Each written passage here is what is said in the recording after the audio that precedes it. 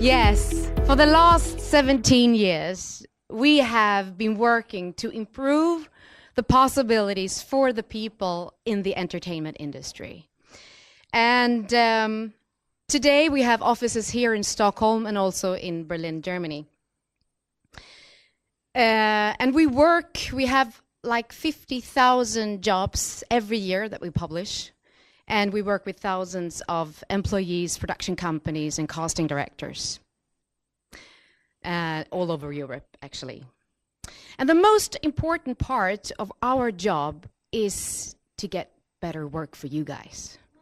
Better work, bigger jobs, more international jobs. And exactly like 10 years ago, I was in London knocking on the door to the absolute best partner that we could imagine. And can you guess who that was? Yes, it was Spotlight.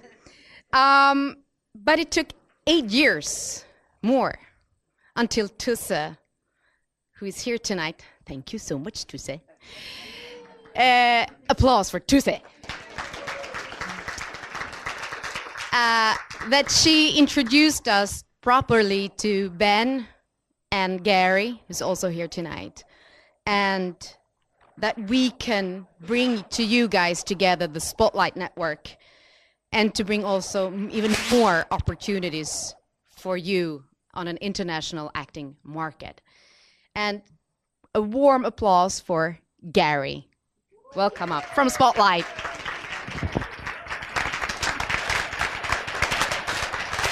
Thank you very much, Anna. It's wonderful to be here. My name is Gary Broughton. I'm here with my colleague Emma Dyson. We both work at Spotlight. And for anyone who doesn't know Spotlight, we're a casting platform based in London. And we are used by around 1,500 casting directors, primarily from the UK, but from the US, from Europe, and around the world. And they use us to find performers for roles in TV, film, stage projects, commercials, really across the board. We have the privilege to work in partnership with organisations such as the Casting Directors Guild in the UK, the Casting Society of America in the US, International Casting Directors Network, which is primarily European but also worldwide, and many other professional groups. And basically, casting directors use our service to find performers, either searching for their profiles on Spotlight or to send out casting briefs through Spotlight jobs, roles that appear in feeds which the agents or performers can view and submit themselves for work. We have around about I think it's around about 300 casting briefs sent per week through our system, and around about 100,000 searches are made by casting directors for professional actors every month on Spotlight. We have a community of around about 65,000 actor members of Spotlight, spread throughout the world, but all of them are trained and qualified professionals. So the casting directors who use us and the organisations that rely on us to help them with their projects are assured of reaching quality talent through Spotlight. We're very delighted to have partnered with StagePool here and to have been introduced by Tusse, who you'll see in a minute. We won't give her another clap. That's enough. Another clap for Tusse. Another clap for Tusse. Thanks, Tusse. Who introduced us to StagePool a couple of years ago now. And we've been working with StagePool to develop a new category of Spotlight membership. And this category of membership will enable StagePool's trained, qualified professionals, its premium pro members, to have a Spotlight profile and to receive roles directly from casting directors who use Spotlight around the world. So more on that from Anna in a second. We're very delighted to launch this. We're very delighted to be here, and we look forward to seeing some of you on Spotlight very soon. Yes, hopefully. Thank you, Gary. Thank you. As Gary said, that we have been testing the system for several months now, and now you are welcome to try it out. Until the 31st of December, you will be able to try the system for free. After that, it will cost €8 a month, and you can just go into your StagePool profile and click on subscriptions, and then you can click on the Spotlight Network and sign up for it. And if you have any questions, just give us a call or send an email to kundservice@stagepool.com. But now, what you all have been waiting for. We will meet the casting directors and who will give you an insight how to succeed in an international English-speaking market. Please give a warm round of applause for Emma Dyson from Spotlight, Victor Jenkins, casting director, Tusse Lande, casting director, and Catrin Wideryd, casting director as well. Thank you.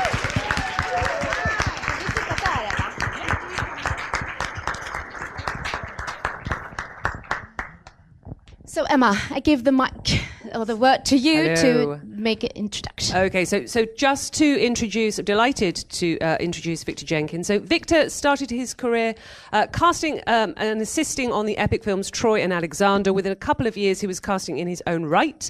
In 2010, he started VHJ casting with fellow friend and casting director Kelly Valentine Hendry, and together they were responsible for casting award-winning shows such as the iconic Broadchurch, episodes Humans, The Wrong Man's, Unforgotten, Fleabag, as well as the hits The Last Kingdom, Grantchester and The Smoke, and features Brotherhood, Access All Areas, and UK casting on Disney's Muppets Most Wanted and Into the Woods. This year, Victor has singularly been working on the BBC Netflix show Troy, Fall of a City, and international casting on the BBC Sundance series The Split, ITV's Clean Break, stars The Rook, and the return of both Humans and The Unforgotten. Phew! Does he ever sleep? Victor, just to the accolades keep coming, but just to sort of finish off, Victor has also helped direct Baz Luhrmann with his recent H&M collaboration and cast a Finnish girl as the lead. So welcome to Victor Jenkins. Was it Norwegian? Oh, I'm so sorry. So sorry. Okay, so we will be taking questions later, but do you... Yes, I just wanted to introduce the ladies. The ladies. So, Catrin Wideryd, very welcome. You've been working with casting for the last 17 years, and you have an actor's education from Lee Strasberg in London, and in the early 90s, you started as a production manager after that, and you did your own play in school when you were 10. I know that. And she handed all the roles to everyone in the class. So maybe your career choice was made there, subconsciously. Yeah. Some of Catrin's most recent work is the praised movie about Ted Gärdestad, För kärlekens skull, Min lilla syster, and the TV series Jordskott, which also will be shown in the UK and a lot of other Nordic countries. A warm applause for Catrin.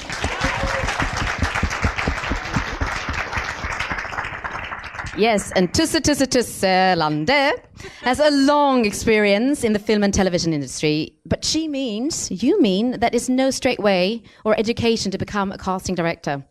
You started as a production manager as well, and you began to cast for commercial productions.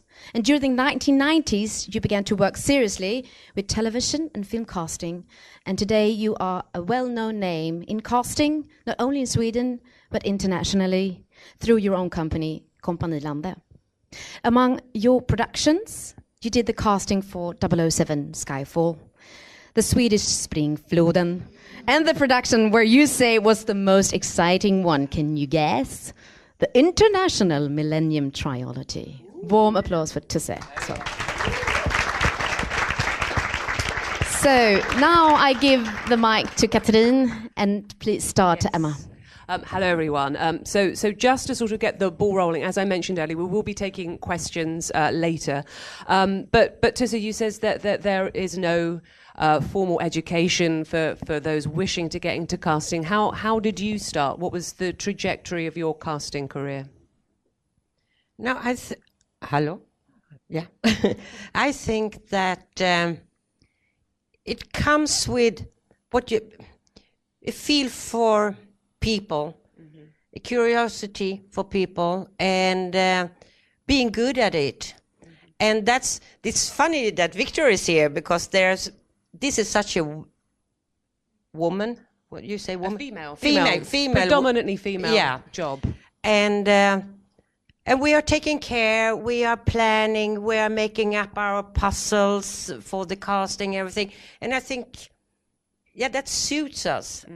It's quite a maternal. Yeah, role. and I mean, there's no education whatsoever. You could be an assistant, and you can work with somebody more experienced, and that's the way you come through. And if you have the feeling, if you have the right connections, then you're into it. So, I mean, all of us have started in different ways. A lot of people have started in theaters, especially in England and in Ireland, I know that. Yeah. But here in Sweden, we don't have any casting directors at the theaters. Really? No. Right, okay. I mean, they are, sorry, EMOR, but they are hired by but it's not as developed as you have. Yeah. And before we sort of hear from Victor, with how you source actors, just whilst on sort of theatre, do you go to the theatre to source actors a lot, or is it less so for your project? Because in the UK, I'm sure you'll agree that the theatre is the mainstay, you know, for finding actors. Is it not something that you do so much over here, perhaps? Then I talk for both of us. We go to all the theatre schools. We see all the newcomers. But you should remember that Sweden is such a small country. So, I mean, we don't go... You're much better to go to theatre than I am. But to see big plays in our Royal Dramatic Theatre or our Stadsteatern, I mean, with old actors that we have seen 10 times before, I don't go and see that because I know them. Yeah. But I'm curious about smaller theaters, underground theaters, and the schools. Sure. That's my what I'm interested in. So Victor, what was your sort of journey in? Over to you. I kind of fell into it, to be honest. I've got a psychology degree, very useful. And when travelling, came back, had a friend who worked in casting at the National Theatre, and she put me in touch with an agent and said, you should go for this job. And I thought, why not? So I went into central London. They were there around this small table, all smoking away, drinking coffee, and it was very basic stuff. And they said, well, do you want to do the job? And thought, okay, I've got no idea what this is, but fine. Open the drawers, look after Hugh Jackman and Alex Kingston and Lena Headey. I was like, wow. Okay, cool. Okay. And then every other afternoon be sent to buy a bottle of champagne. Also cool. Always good. Always good, right? Yeah, and then from there, fell into casting. Got a friend who worked as a runner on Troy, and Lucinda was looking for an assistant, and he gave her my number, and she called up, and down I went and got that job. So, and then from there, kind of realised that was much more interesting to me than the agent side of things. And then, as you say, it's about having that affinity to it. It's having an understanding of what the project requires, but also liking drama, liking theatre, liking films, liking TV, having an opinion about that kind of stuff. And be a little bit street smart. You have to be all the time in this. Because you have reading people. Yeah. Absolutely. Which is where the psychology degree comes in very useful. I don't have one. But is that feeling, and you're moderating a lot, aren't you, in terms of, you know, the sort of the production side of it? Between, you've got directors, you've got producers, you've got exec producers, and you've got you guys. And you've got to try and, it's alchemy, you've got to try and make everyone happy with each other. And a director will no doubt fall out with a producer of a certain role, and you've got to try and smooth that over. And you've also got to second guess what it is that they want, what they're looking for, and also surprise them as well. Part of our job is to surprise the people that we work with by thinking outside of the box. So for parts written as old, young, female, male, whatever, you kind of go, well, why? What if it was this instead? Yeah. And I like also that, sorry, Tusse, but I like that it's a lot about your taste in actors as well that you're bringing to the... I've got a strong opinion. Yeah. Exactly so. Sorry, Tusse, you were going to say something. But as we talked about, a lot of people have heard me before, but that's one of our main goals as casting director, to surprise, to come up with something that nobody thought about, and to have that brain. I mean, when I think I can talk for all three of us, when we go to bed at night, it goes like, and maybe that, or maybe it should be her here, or yeah. Sorry, that was yes. So, Catrin, can we just hear about how your journey into the? Yes, I was always interested in acting and actors from a very early age, and then I got an internship when I decided not to act myself, and I was ready to do something completely different. I didn't know what, and just by accident, or I don't know how to explain it, but I didn't even think of ever becoming a casting director. I knew they existed, but I never thought it as a job, really. But I got an internship at SVT, Swedish television, and the producer there, she read my application letter, and she saw that I had a background with acting. And she placed me as an assistant to the casting director. She said, maybe this is where you should be. And that's how it started. And I Amazing. Yeah. So how do you find actors? So obviously StagePool Spotlight, two platforms where you can source exactly what you're finding. Outside of that, how else are you sourcing actors that are just so for roles? I mean, as I said before, you should talk to Victor about it, because this is such a small country, so we know almost everybody. I can look out here in the audience, and I think I know sort of 75% of the people who are here, and I met them before. So, yeah, no, but that's true, right? Yeah, we have seen each other. So, for us, I know that it's much easier than for you working. So when I'm looking for foreign people, foreign actors, different nationalities, different languages, then Spotlight is a really good source for us. And because we don't have so many, I mean, it's so much bigger over there. Sure. Yeah. Sure. And in terms of for us, I mean, in the UK, we do, especially in London, we see 3 to 4 plays a week. So we're always watching people, always watching. And even if they've got the big stars in, it's the people who do the smaller parts you're watching out for and seeing the graduates. And sometimes it's a long process that as well. We get taken by the agents to go and see the actors.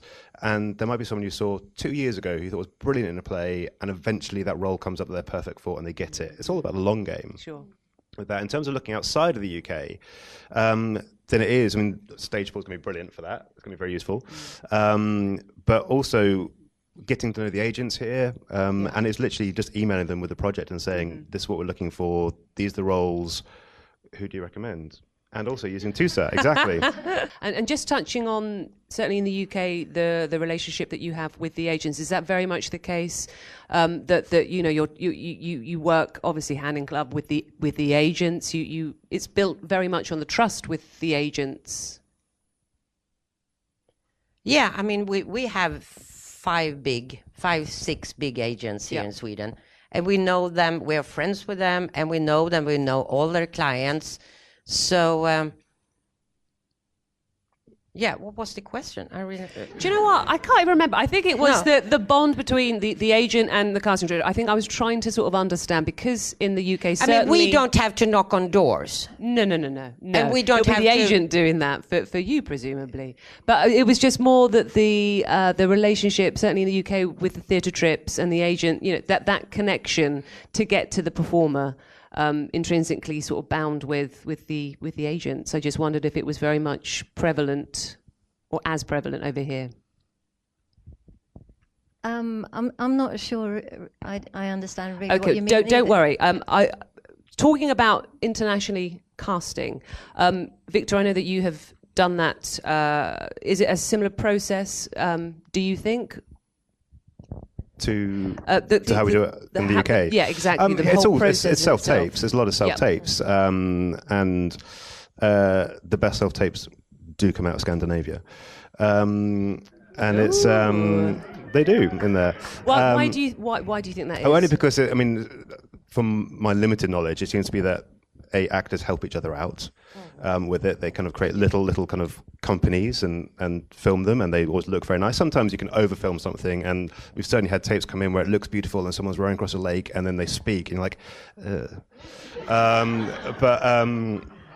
so it can kill it. But it's just the time and the care that the actors seem to have for each other as well, which is very important. There's nothing worse than getting a self-tape which is badly shot, and it's either themselves or someone's relation who's doing a monotone voice right by the camera, and that's all you can hear.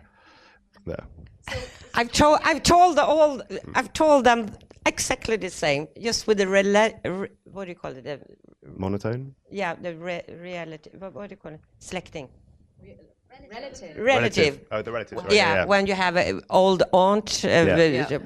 I mean, sometimes they're amazing when you see someone's mother is reading in with them, and the mother is fricking terrible, but the person acting is doing a blinding job. Yeah, that's super impressive because you're literally acting as a brick wall.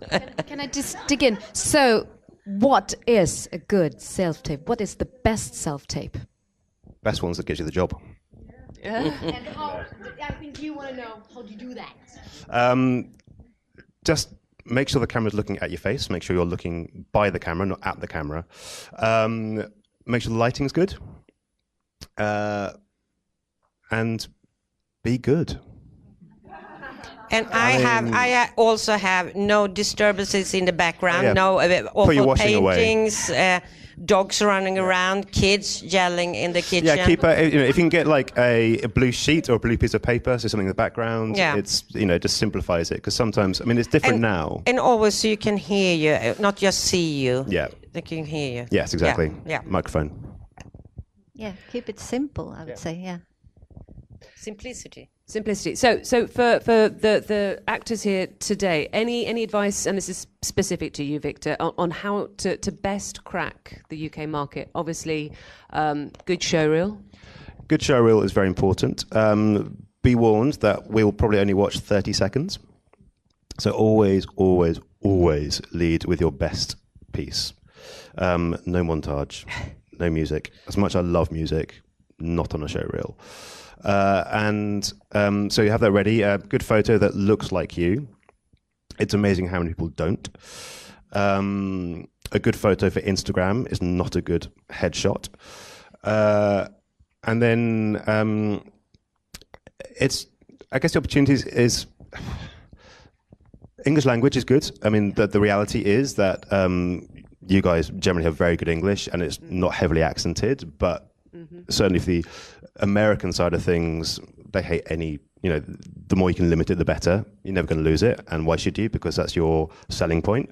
But in terms of cracking the UK market, I think if you haven't got an agent over there, then it's sometimes worth looking at the actors that you like from this area, this region, or Scandinavia as a whole, and seeing who represents them, if they've got UK representation, and approaching those people, because they're open to having international actors on their books. Yeah. And many agents in the UK do have many, like... Love to find new people. Would, have lots of... We're bored of our own actors.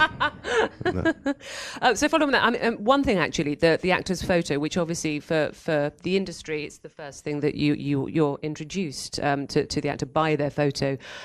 It strikes me that European actor headshots, are way more interesting than the UK ones. Interesting... if they look like you. They absolutely do, but I think that they look a little bit maybe editorial. I think they're not the generic headshot. Obviously, that's key, that the headshot should look like you, but any sort of top tips about what you like in the photos, whether you like something a bit quirky or... Because you're looking at them all the time, aren't you? No, I think they should be, as you say, they should look like you. I prefer color. Mm-hmm. And the same here. Keep it simple, just natural, not doing funny stuff or yeah.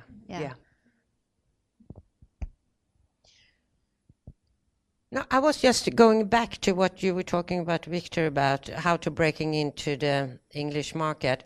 I was sitting in a panel like this with our good friend Richard Cook in Cannes this year, and of course, this, how do you make the international market? And what he said, and I think that was because now everybody is so hysterical because there are a few or a couple really Swedes that are breaking big out there. And now everybody wants to do it. And Richard was quite simple, and he said, make it good in your own country first. I mean, have a good platform, because you can't make it in a day. You have to have something to come up with. It's not that easy just to come into the international market. Sure.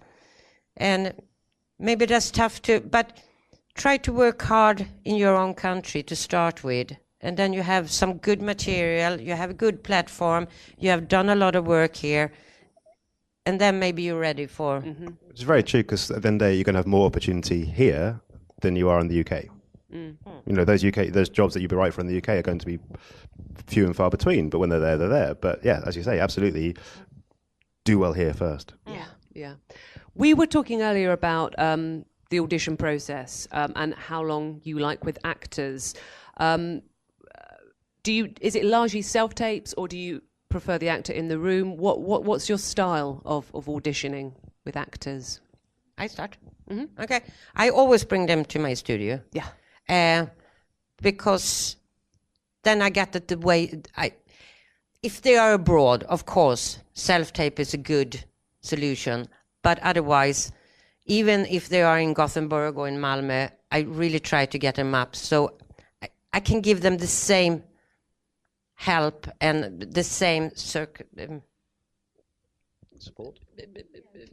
Circumstance? Yeah, förhållanden. Yeah. So it's same for everybody. Yeah. And though still we are a much smaller country, it's easy for them to come up. We're in the central of Stockholm. Yeah. So then I have it. So we have the same lighting. We have the same me as a casting director telling them the same things. So they all have the same chance. But it's possible to make it here much easier than maybe. And how many, I don't know if it's a typical sort of number, but how many actors do you see per role? Not necessarily the leads, but do you sort of cap it at maybe 10 actors for, you know, the semi-regular roles? First of all, depends on the director, how many, if he trusts you or not. Yeah. Second, the budget, how many do they have the money to bring in, because it's my time. But what would you say for smaller parts, we look at, could be, what do you say, 4, 5, 6? Yeah, it varies so much from project. And presumably with self-tapes now, you can just speed the whole process by seeing more and more actors, which is a good thing, and certainly for casting internationally also. Yeah. Yes, but I agree. I don't prefer self-tapes. It's always better for people to come in, because it's about psychology as well, the meeting. And also, every time I ask for a self-tape, I ask the actor to do it in several different ways, but I always get it in one way. Most of the time, just 2 takes and the same style, maybe just further away or something. But I want to see how they take direction as well. Yeah. And presumably for actors that you've never met, you would have to have that face-to-face, wouldn't you? It's a people industry, so you have to get the essence and the sense of them, you know. Yeah, absolutely. But I mean, we shouldn't pick down on the self-tape thing, because I love a self-tape. Yeah, I mean, that has opened a whole new, and now with the TV industry that has become so, with all the channels that are producing so much, and we're working over the borders all the time. I mean, it's necessary, and it has taken away the borders a lot. It has, and it depends how long you've got on the project, as you were saying, because back in the UK on a project, you do meetings for your lead roles. You do meetings, and they would be quite targeted. You'd have your lists, because the network requires a certain level of actor to play lead roles. And then when you get down to the smaller parts and semi-regs, then it'll be a mixture of meeting people in the room or self-tapes, depending where they are, because it is a process. When you say semi-regs, what's that? As in people who are kind of do 2-3 scenes per episode. Okay. But we're in it through the entire thing. Yeah, it allows us to see more people. Not everyone's going to be available for the limited time they have with the director. And it also means we can see people from other countries as well, which is great. And it's a first step. And then with the self-tape, we're very used to now, if you've done something and it's not right, but we like something about what you're doing and we can see what your choice is, because sometimes you don't get context, so the choice is the only choice you can make, then we'll ask you to redo it. And then if it becomes the next stage, then you'll be flown over, or I'll ask you to fly over and then go from there. But but that depends on how much lead-up time you have on the project, and each project is different.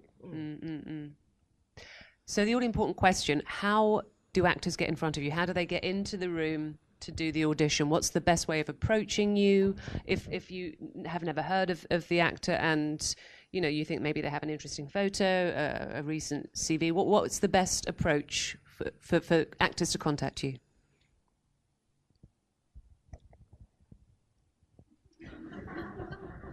Call Tusse at midnight.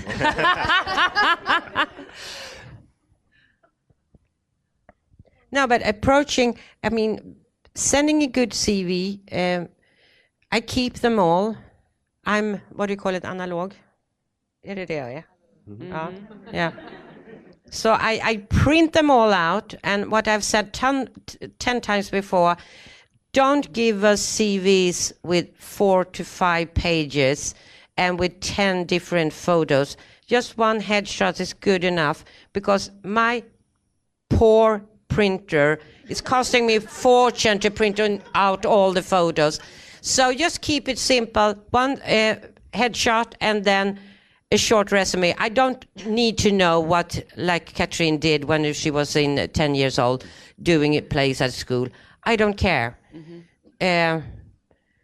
So that's the first thing to approach us. And then don't call every month, because we know that you are out there, and we know, for the people who are here who knows the Swedish industry,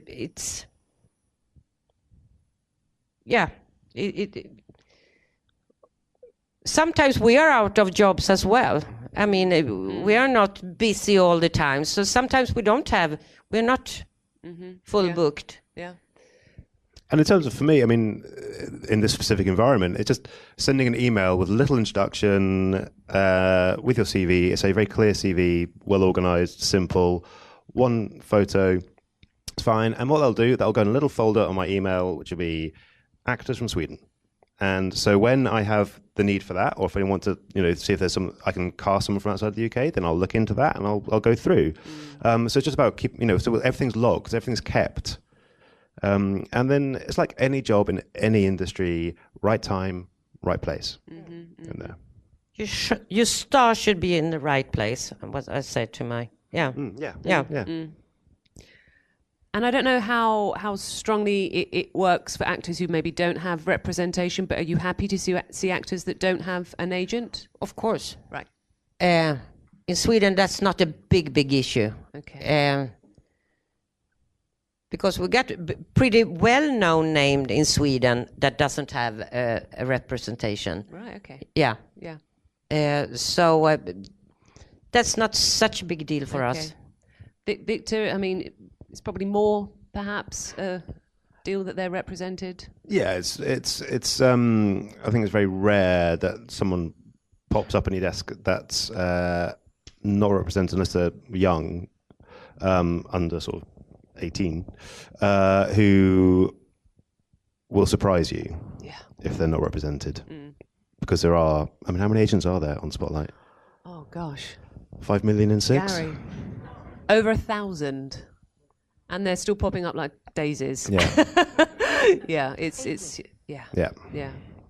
We got Yeah. 5/6. Wow. Yeah. Well, Yeah. but of PMA, Personal Managers Association, which is a good band core of agents that work with a professional code of conduct, there's 170 thereabouts about that. But yeah, and there are many different types of representation in the UK. But yeah, it's extraordinary.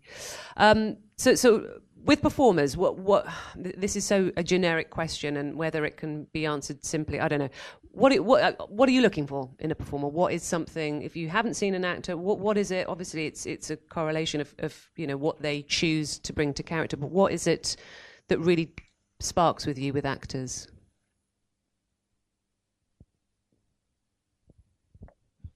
It's just so hard. It's really hard, but it's because it is a personal thing all the time. It's about taste, and it's, whether we think there's something interesting about it, if the performance is good. It's a little bit of the X factor thing with it. If the camera loves them, there are perfectly well-known, I'm sure, perfectly good actors who I think are shit, because it is personal. Yeah. In there. Yeah. And on that also. Not all screen actors can do stage, not all stage actors can do screen, but with screen performances, which is such a particular technique, what is it that makes a good screen performance? Is obviously the camera must, like less is them, more. etc. Yeah. It's the key thing, especially if you're used to doing stage. The audience, you're there on stage. TV, you're here. Don't act. Yes, exactly. Acting is the worst thing you can do. No. When I have people coming in and we take 2-3 takes and I know that I have what I want, and the actor says, I want to do one more. And I said, no, I'm satisfied. But no, you have to trust me, because we can go on forever. We can take 3, 4, 10 takes more. But I know what my director and what I want to see. And I know that some of you out here have been disappointed in me and said, oh, can't I show? I've been thinking of doing that and that. I said, trust me, I know exactly what we're after, and that's enough. And that doesn't have to be a bad thing either. I mean, it can be one take, and I know that this person is really interesting, and I know that we're going to want to see this person again. So thank you. Yeah, I think it's often difficult, perhaps, because actors are their own worst judges, and you're discerning because you see so much, and you're less critical, I suppose. You just, if you see it works, then It also leads into the self-tape thing. Going back to that quickly, is don't get in your own heads with that either. So if you're doing a self-tape, do it 2-3 times. Don't do it for 10 hours. Yeah. So on all of that, what's the best preparation for a casting? So presumably when you either give the audition to the agent or the actor, how long do they have to prepare? Victor, in London, how often do they have? 2 days? A day? A couple of days. Yeah. So ideally. From doesn't always work like that, but that's the ideal. So what would your advice on being the best preparation for actors? Know your lines. Be directable, because sometimes people learn it too much and you are stuck in the rut. Again, be good. I mean, that's just the simple thing is, you just do the best that you can do. I think is the answer to that, because there's so many different things that are the reason why you won't get a job, which are so beyond your control and beyond my control and beyond anything training wise. There's nothing especially when you get down to the last few, it's nothing to do with your talent when it comes to that. It's to do with who fits an ensemble, who has the right colouring, hair colouring, eye colouring, whatever, to fit in this family. There's so many other things that are. And that's something actually we try to say to our Swedish actors as well, that it's a jigsaw. We're putting an ensemble together, and we could have 3 good leads, but who's going to be married to the male lead? I mean, and then it's chemistry and things coming into that, and something that you can't control, I can't control. I mean, it's about how it works. Yeah.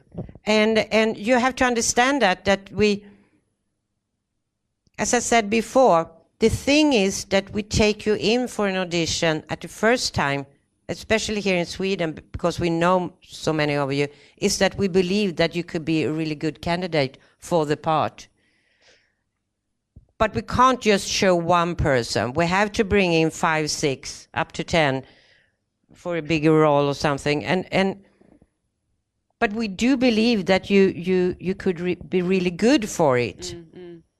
I mean, but then it's just one that can be chosen.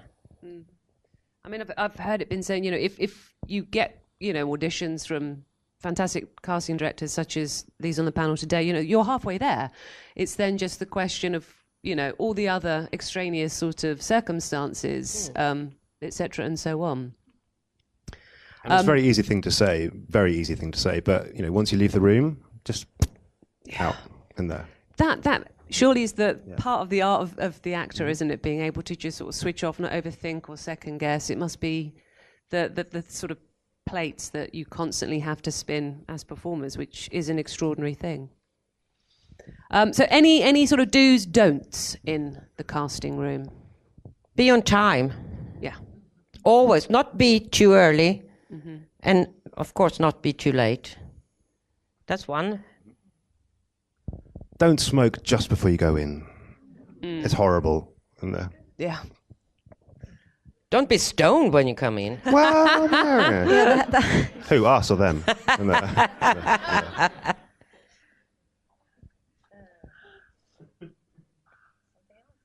No, but the thing is that Victor said before also, knowing your lines. Be prepared. Be prepared. Preparation. Know your lines.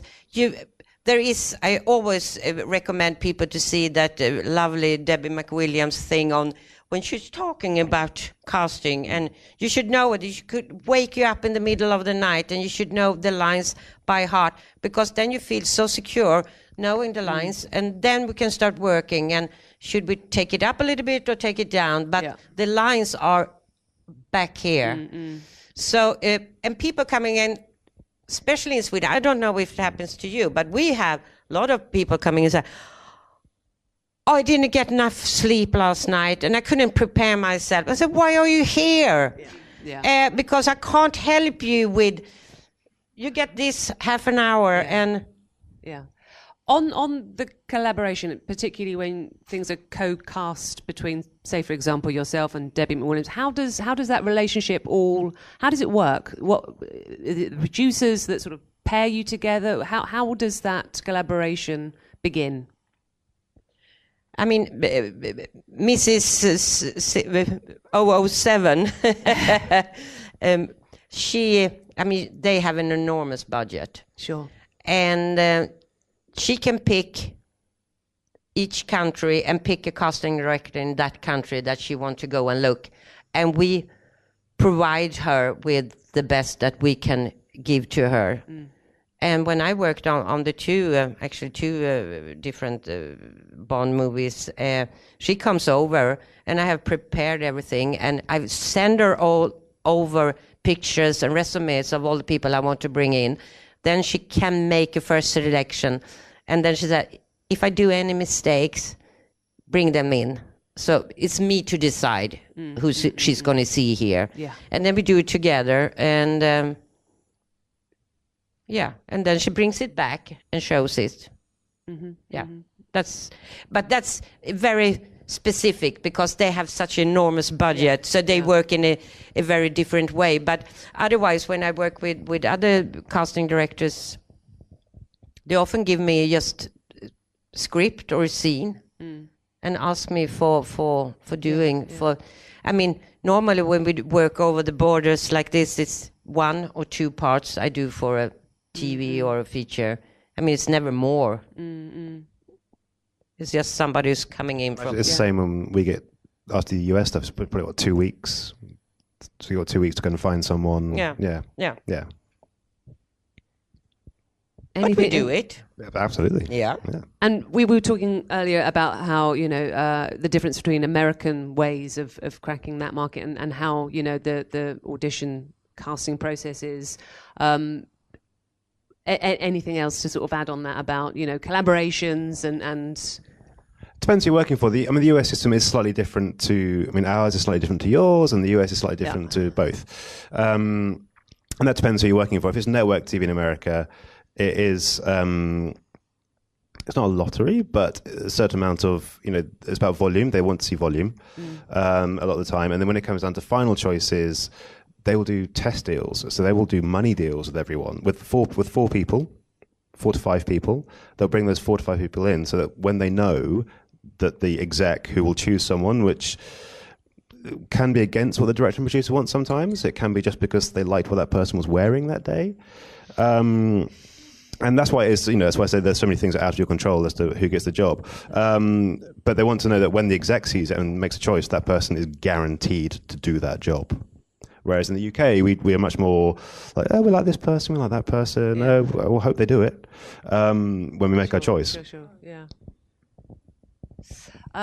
Okay, so I've got a couple of questions here. Shall I go ahead and ask a couple? Okay. Can I just mention, it might be useful just for everyone to know in terms of how it works in bookings in the UK, because I think it's very different here. In the UK, if you're working on a project and you're on a series, you will be booked, if you're a regular, you'll be booked for that entire show from the first day of shoot to the last day of shoot, and you'll be the property of that show for that entire time.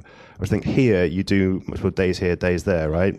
And I think that's something to get your head around. We can do a flat deal also for the whole project, but normally you're guaranteed 10 days, or you're guaranteed 15 days, or whatever it comes to. Whereas we tend to just have everyone available to us as and when. Which even the small part. I mean, you get some people will be doing what we call a 75% deal, but it means we can pay them for 9 weeks out of 12, but we have to give them 3 weeks off, but we have to give a week's notice before that week happens. So they are effectively hours for that 12-week period. So it's just useful to know if you are looking to work abroad that it's not, you can't be doing Hamlet and Gothenburg on Thursday, then filming in London on Friday, which does happen. Yeah.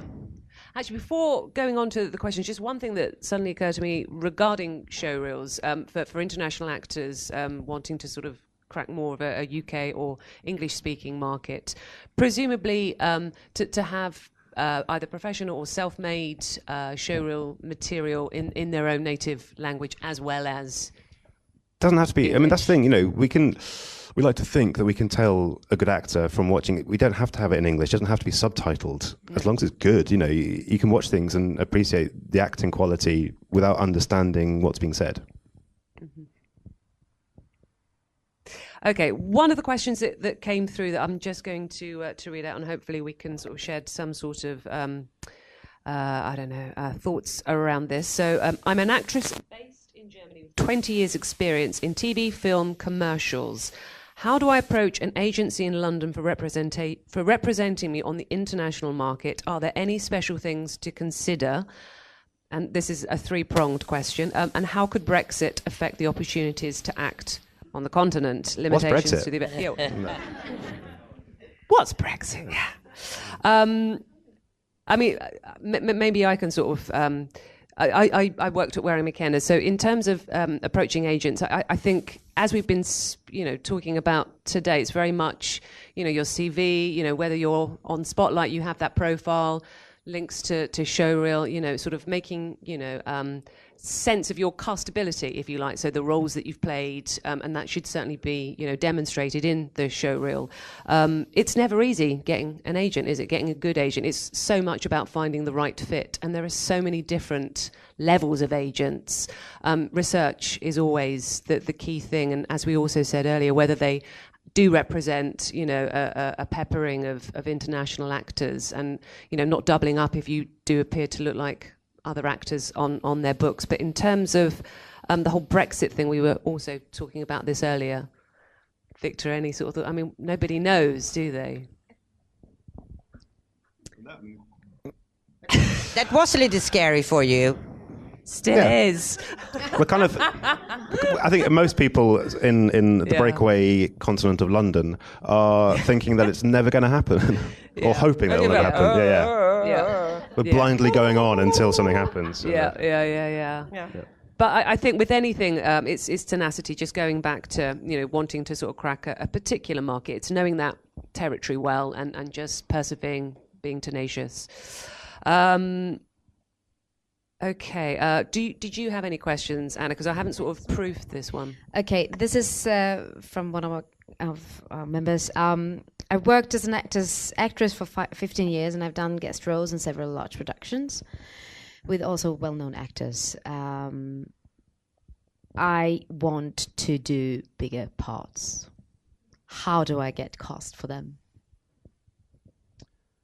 So the question is, I have experience. have experience I've done several productions with well-known actors. in and own I- language or international? I think in English, how I understand this. Okay. Well, the answer to that is it's great to get those parts.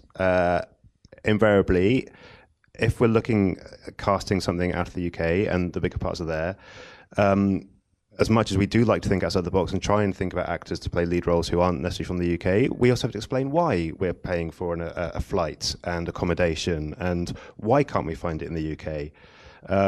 So in terms of bigger roles, there will be some out there, but there are not going to be many at all. And it's quite common to see even some of the best actors in many territories will do a few lines in big American films because you get paid a lot of money for them, and be it exposure in the English language, and just keep plugging away the exposure in the English language. Then it happens. I think there's very, very, very, very few, probably is the only example of the Rebecca Fergusons of the world who land things like The White Queen, because quite frankly, we were all watching that at home going, what the fuck is that? Because and she's brilliant in it, Yeah, but it's very, very rare that someone's going to come in. She also had a perfect English, right? Exactly, Yeah. exactly. So that was in her. And Alicia too, Alicia Vikander, of course. But has she, a good- She didn't have we the knew of her English, before, as Rebecca had. She's worked it up, and Yeah. she's good. Such a British. Yeah. But in terms of getting the bigger roles, just keep plugging away in there, and as Tu said earlier, to get those leading roles here, Yeah. and then that will beget something else. Yes. Do you have sorry, Emma? Do you have another question now from the customers, or should we start with the just Q&As? a closing question, Yeah. really. Just 3 top tips for actors, which we might have covered, but anything that might spring to mind that we haven't, that you think a sort of note that might be sort of proactively useful for actors. 3 top tips. Now, I want to go back to something you said before about this. No, Victor said about availability, because that's a big problem for us now, that we bring in people say, are you free in March? And all the actors, of course, say yes. And we bring them in and we say, oh, you're perfect for the part. And then it comes up, yeah, but, and then comes the big but. Yeah. I'm in the theater, but it's just Friday, Saturday, and Sunday. And then it comes up, and you have to be really straight with that, because we got so confused and we got in deep trouble, because we asked you, and we also, me and Catrin in Sweden, we have your availability. You have to sign that at the paper when you come into us, and everybody says, yes, I'm totally free. And you're lying. It must be the most frustrated part of your job. And Yeah. also when the agents lie on behalf of their clients. Yeah. And maybe the clients don't even know that, they're sort of eyeing them for other work and then pull them. And it's just, yeah. So and of course we do understand that you want to take all the opportunity to show yourself, and to you want to work, and you hope until death that it's all going to work out with the theater and the TV show or the TV series we're doing or whatever. But you have to be more straightforward with that, because it's putting in a lot of trouble, problems. Honesty is the best policy. Yeah. So just going back to my closing question. So just the 3 top tips for actors. I think I So said yeah, don't bloody lie. no, but we said about the time, being well prepared, having short showreels, and the CVs that you send to us, not too long. Be directable, be open, Yeah. be good. That's 3 times I said that now. Yes. Yeah, same. I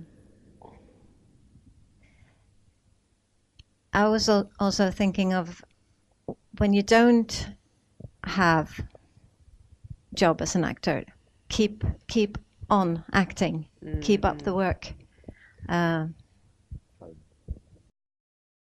Tusse, cooperational skills or talent? Vad var det första? Cooperational skills or talent? Talent. Victor? Both. Oh. Oh. We didn't know we could say both. Okay, you can say. Okay, so or. So which one, if you have to choose? If I have to choose, of course, talent. Okay. Be yourself or in the role, Tusse? Be yourself or in the role? Be yourself. Be yourself. Okay. Educated or self-taught, Tusse? Doesn't matter. Doesn't matter. Doesn't matter. Good. Headshot, black, white or color? Doesn't matter for me. Couldn't care less. Color. Color. Okay. Send a resume or call? Resume. Yeah. Send. Yeah. Good. Smile or not smile on your headshot?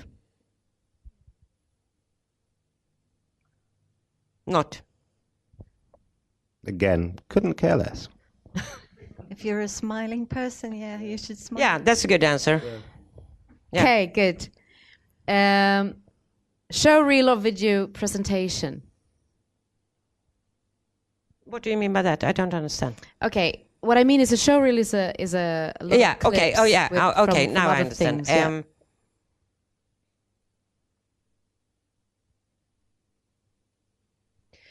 If you have the opportunity to make both, I mean, but we are interested to see what you've done before. So, but if you don't have done anything before, a presentation is super good. Couldn't care less. No. Okay, right, that's fun. Show reel. But as you say, if you haven't got anything to put in a show reel, then you need to present something. What I would say with that is, don't choose a scene from a well-known film, because then all I'm thinking is, Talk to my little friend. oh yeah. But also you're thinking like, damn, that person was good in that film. What am I watching again? Yeah, but if say video presentation is just hi, my name is blah blah blah. Yeah, if you don't have a show really, yeah, that's fine. Good. Stockholm, London. Stockholm or London for you? To live in? No. Favorite city? Stockholm. He has just been here for Yeah. 2 hours. I've had look. It's fine. It's fine. Yet. I've had some dime bars. It's okay. Stockholm. Can I say both? Yeah. Okay. Thank you so much. A warm applause. We start with the Q&As. So I will be quite tough on you guys now. When you ask a question, please ask the question. You don't have to make an introduction. Keep it short, keep it simple. Yes. And raise your hand and I will come down with a mic for you. Then don't be angry with me if I interrupt, okay?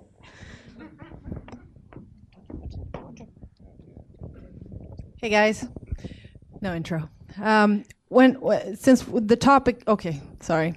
What are the festivals that you are personally familiar with in Europe that are relevant to your discoveries of new talent? Festivals. We get to go to Berlin. There's Subtitled Festival in Kilkenny. I was in Bucharest the other week for the Film de Cannes Bucharest. There is, I know there's one in Odessa. We get to, we go and explore when we can. I mean, equally, there are a lot of the same films being shown in these festivals, so there's a lot of crossover. But yeah, just explore when we can. So they do make an influence on an actor whenever, I mean... Do you mean you being at the festival? No, I have a friend that works a lot, all over. And I think there's some people that maybe are not as familiar with the entire European market. Of course, It's an entire totally. market, Yeah, absolutely. Yeah. So since I have you here, Yeah. it's nice to know which ones you're targeted on or which one you're familiar with, just to get kind of like, Yeah, well, there's idea. those. I mean, there's kind of 4 or 5 in there, And I say that the films are quite repeated around, and when you go to these individual countries, you get to see more of their own homegrown stuff in there, which is great. But equally, I also need to know what the level of English is for the stuff that I'm doing as well. So if it's in their own language, it's great for me to see they're good actors, but it's not necessarily informative for me to see if I could cast them. Thank you. Next question. When sending a self-tape, how many takes would you prefer, and how should they be? Should they be vastly different, or should they just... and that's a question for all three of you. I'd say make a choice. You've got to make a choice, depending on how much context you have. So I'd say 2 max, wouldn't you? Because I mean, we can look at them and we see the entire self-tape, but when we show it then to our director, they give it. We'll choose the best one of the 2, I guess, wouldn't we? Yeah. Yeah. If they are different, yeah. I always ask for different takes. Yeah, I think follow the instructions from the casting director. Really, I think we're. Yeah, but I think we're all different.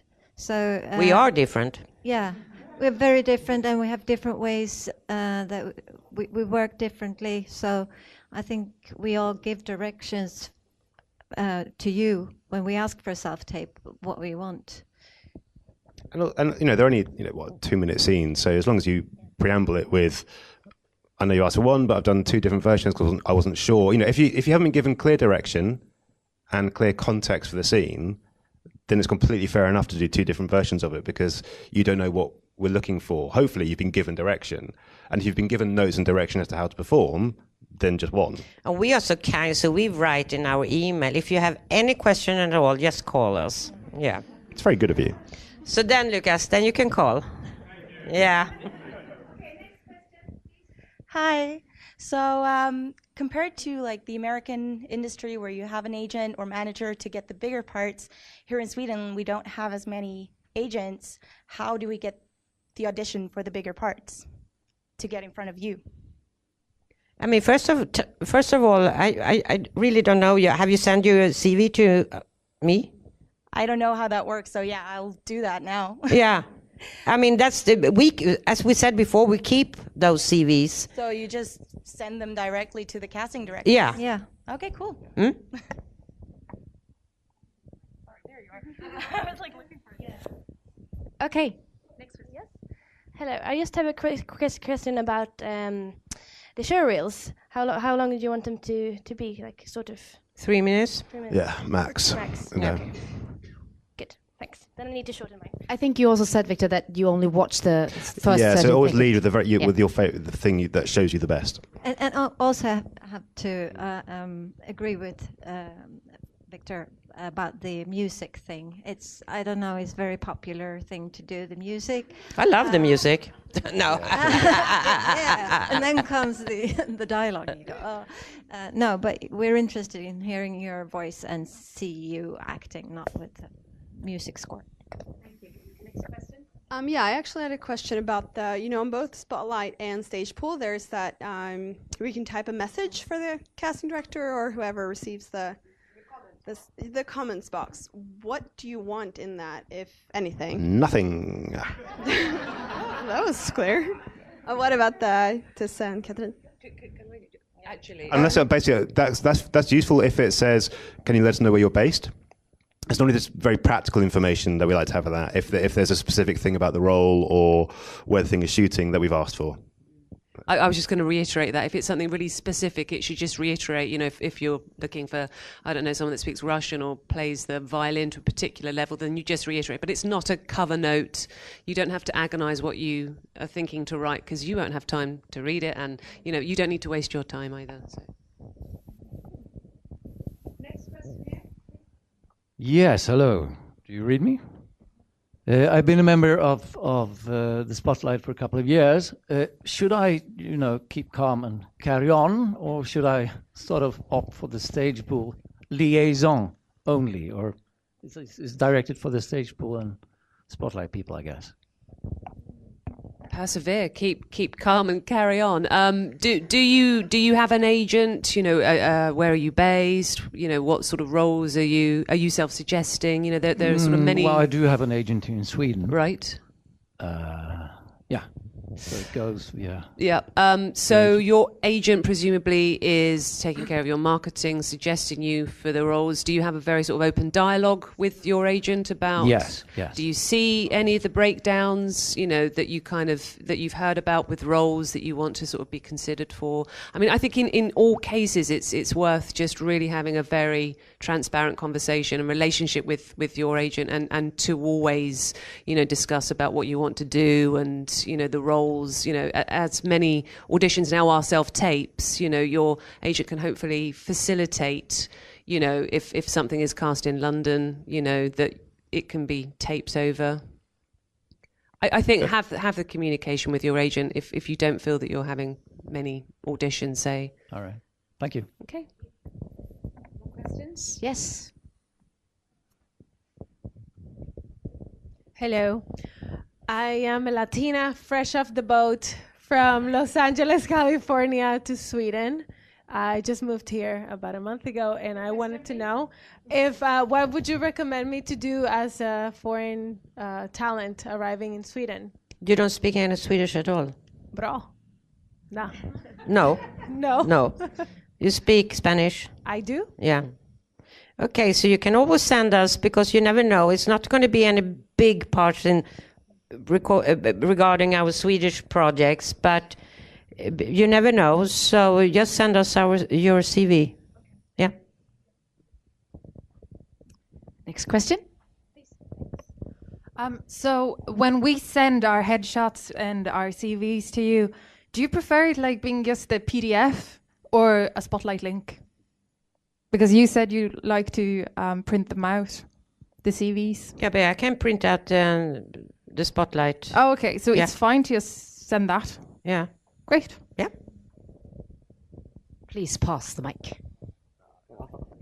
Hello, Victor. This is a question for you. I'm wondering about the accents when it comes to the business of the UK. Do you care about the accent at all? Does it need to be London, or could it be like Mancunian or whatever? Or what's the general accent when it comes to being cast? It depends where the project's based. It depends where, you know, it's neutral. London is, and regional accents are in at the moment, and there's not much RP that goes on. But if you're doing an accent that's not your own accent, find the easiest one that you can do. But in terms of London, Manchester, Scottish, Irish, whatever, it doesn't really matter, as long as, you know, unless there's a particular reason why that role has to be from a certain area, it's not a problem. You know, especially anything shooting in London, it's a very transient city. It's a very international city. So actually, it's just one that suits you. Yeah. Next question. Can I ask two questions, quick ones for the three of them? Okay. eTalenta and IMDb, how relevant are they? And then, Victor, you said something about you have a special box for the Swedish actors. Do you have one for like the ones in between that, you know, fall between the chairs, the gray zones, like Marlinda, the multi-talented, lingual ones? No pun intended. It's actors based in Sweden. It's not about your background. It's about actors based in Sweden. Yeah, absolutely, absolutely, yeah.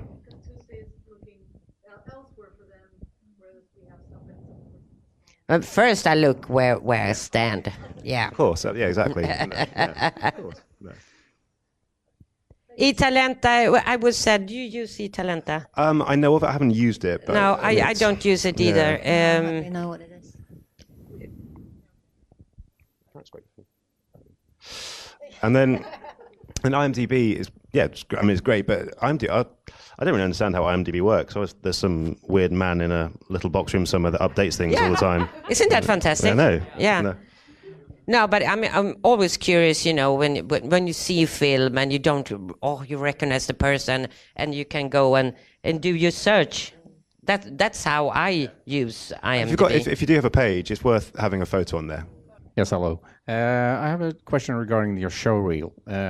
What's the best before date on the show reel? Because sometimes you have material coming in, but it's prohibited for you to use because of festivals or whatever reasons. And the show reel might tend to be maybe a few years old. So do you care?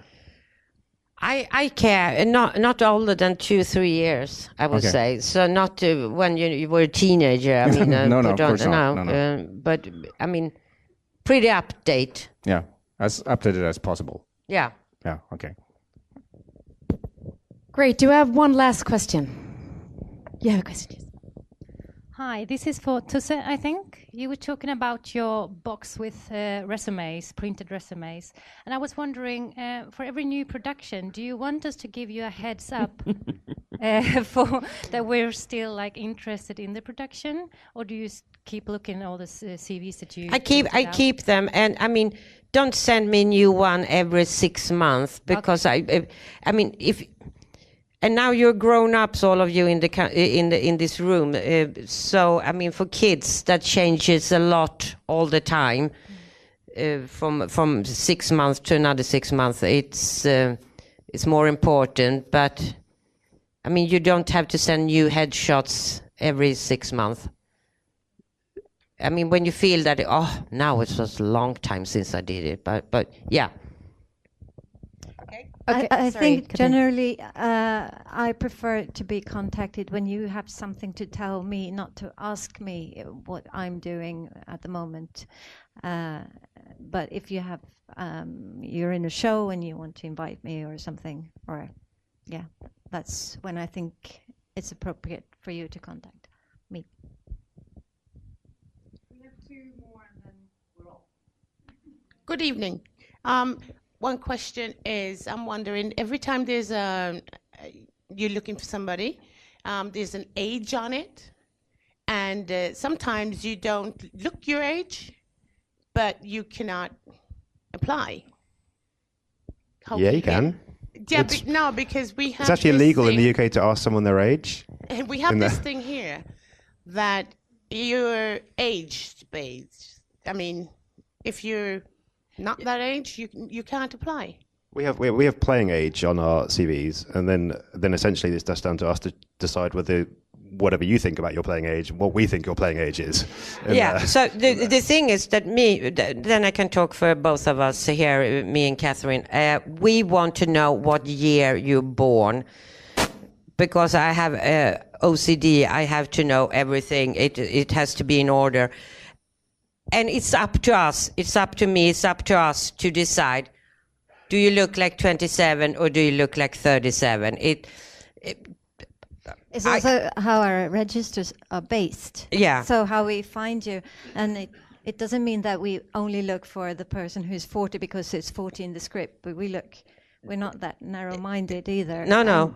Then we can go 5-6 years younger or 5-6 years older, but please let us know so we know where to place you. And then it's because we got CVs saying playing age from 25 to 45. Yes, on stage. Then you can have an old man playing a baby, and you can have a baby playing an old man, but not for what we are working with. So.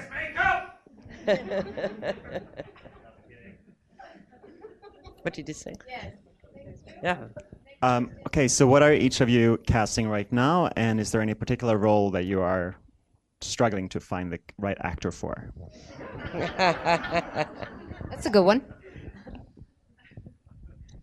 Well, I'm currently working on 2 TV series, and I'm struggling to find them all. No, we're starting shooting next week, one of them, and one is already shooting, and we're starting what we call the second block next year. So yeah, I'm looking for some actors. Always looking for actors. Always. Yeah. Very last. The absolutely last. Okay, I'm wondering if you have good scenes, acting scenes in English, is it better to send you this, or is it better to send you a show reel with Swedish scenes that is good quality? Send both. Yeah, of course. You'll get so much material. Should never say that. So, ladies and gentlemen, what have we learned today? Don't do self-tapes with relatives in it. I want to thank you guys so much for being here tonight. Looking forward to all the production that you are going to do. A warm applause for the panel.